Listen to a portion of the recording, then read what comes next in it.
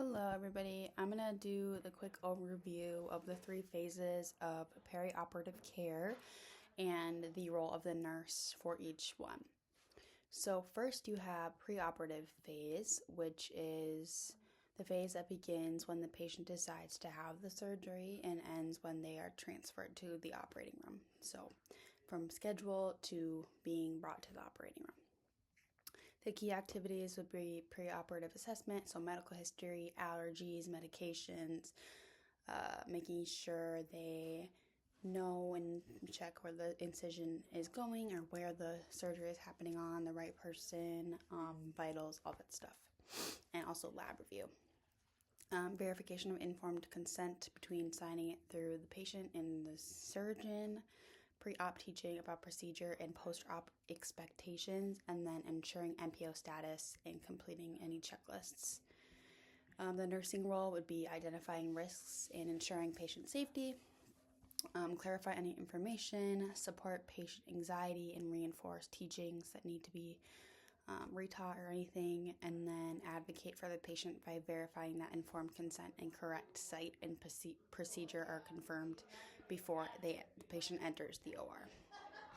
Sorry about that. Now we have intraoperative phase. This is a phase that starts when the patient enters the OR and ends when they are transferred to the PACU, so after pre-anesthesia care, or post, sorry. Key activities would be maintaining a sterile field, assisting anesthesia providers, and monitoring patient status like airway, vital signs, and fluid balance. Their nursing roles, there's a few of them, and they're very specific for this one. You have the circulating nurse, which manages the patient's positioning, safety, and documentation.